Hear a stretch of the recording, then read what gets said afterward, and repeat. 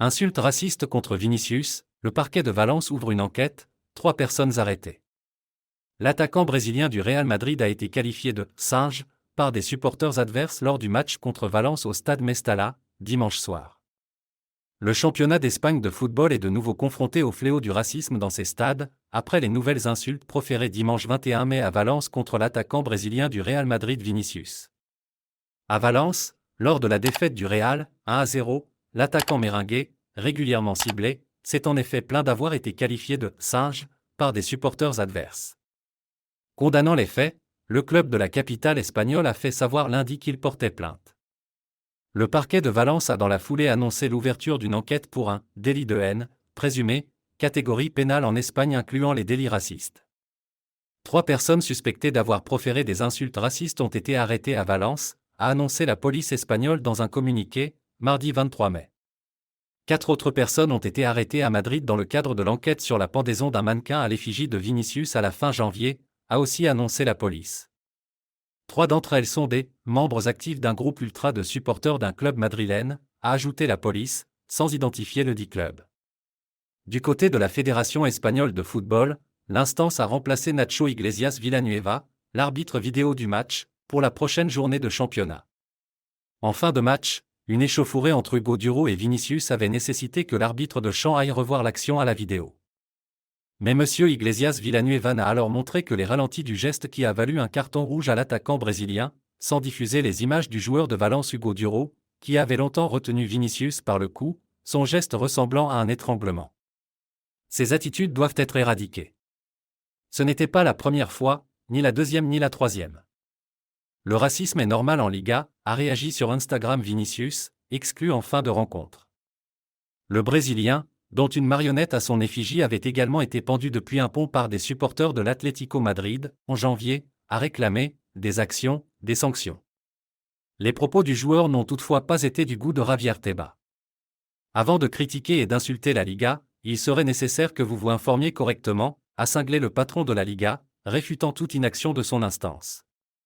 Celle-ci, qui a mis en avant sa « réactivité » dans un communiqué, a assuré avoir transmis 9 plaintes cette saison pour des incidents subis par Vinicius, dont une seule a débouché sur une sanction, Valladolid à la mi-décembre. Elle s'est engagée à transmettre à la justice le résultat de son enquête si un nouveau crime haineux était avéré. Il faut reconnaître que nous avons un problème de comportement, d'éducation, de racisme dans notre pays, a admis le président de la Fédération espagnole, RFEF, Luis Rubial, lors d'une conférence de presse convoquée au siège de la Fédération, près de Madrid. La Fédération est consternée par ce qui s'est passé. Ces attitudes doivent être éradiquées, a réagi dans la nuit de dimanche à lundi l'ARFEF, compétente pour ces problématiques avec son « comité de compétition » qui équivaut à la commission de discipline française. L'ARFEF demande également l'adoption de « mesures plus énergiques » qui pourraient aller jusqu'à la fermeture de tribunes, voire de stades en cas de récidive, ainsi que la saisine de la « Commission d'État contre la violence, la xénophobie et le racisme dans le sport ». Des réactions au-delà du monde du football. Mais le joueur peut compter sur de nombreux soutiens, au premier rang desquels, le placide entraîneur du Real Madrid, Carlo Ancelotti, qui est sorti de ses gonds en conférence de presse, estimant que le championnat d'Espagne avait un problème avec le racisme. C'est inacceptable. Et le problème, ce n'est pas Vinicius.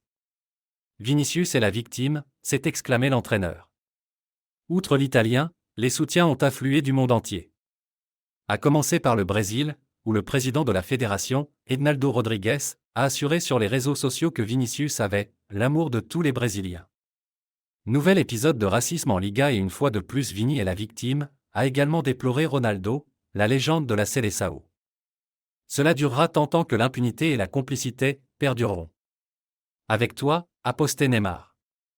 Lors d'une conférence de presse à Hiroshima, au Japon, le président Lula a lui aussi dénoncé le racisme subi par Vinicius. On l'a traité de singe. Il n'est pas possible, en plein XXIe siècle, d'avoir des préjugés raciaux aussi forts dans autant de stades de football, a-t-il ajouté. L'icône locale de la musique Gilberto Gil lui a rapidement emboîté le pas. Hors du pays, la vedette du PSG Kylian Mbappé a également pris position. Tu n'es pas seul. Nous sommes avec toi et te soutenons, a-t-il écrit en anglais sur Instagram. J'ai vu de la douleur, du dégoût.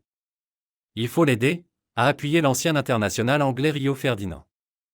Le club de Valence, hôte de l'incident, a assuré dans un communiqué qu'il condamnait publiquement toutes sortes d'insultes, d'attaques, et qu'il prendrait les mesures les plus sévères, en évoquant toutefois un acte isolé.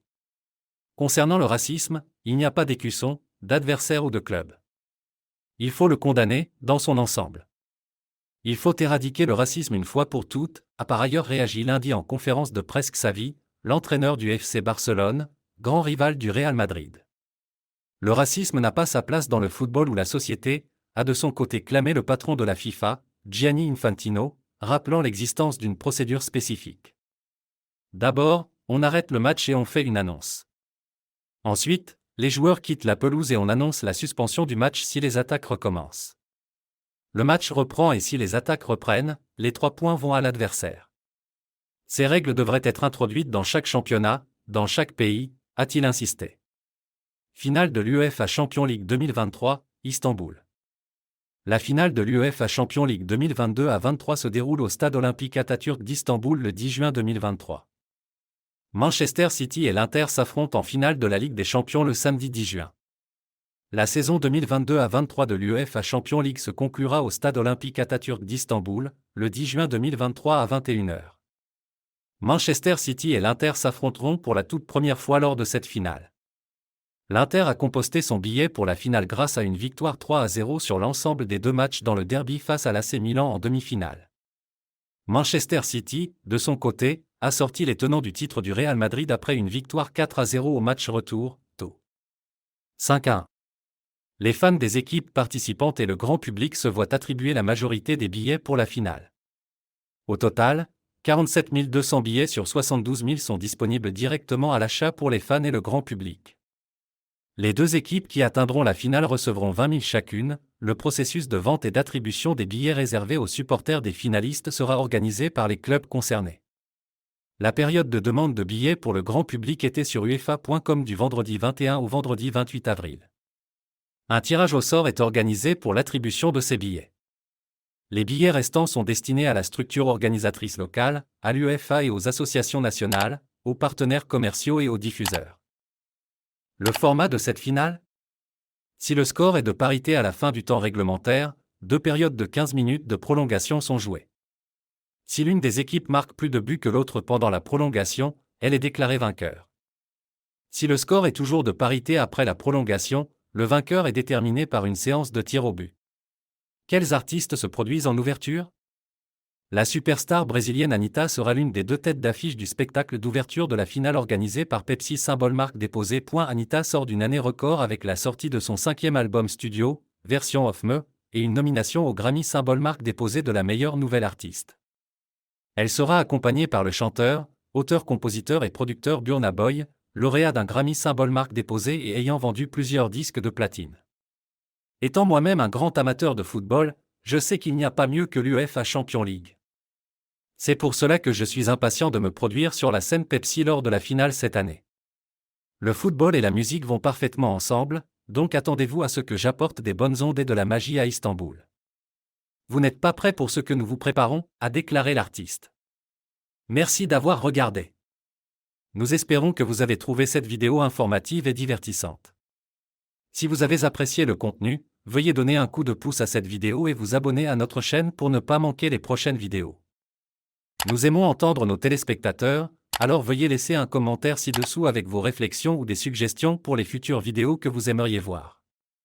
N'oubliez pas non plus d'activer la cloche de notification afin d'être le premier à savoir quand nous téléchargeons du nouveau contenu. Merci encore d'avoir regardé, et nous vous verrons dans la prochaine vidéo.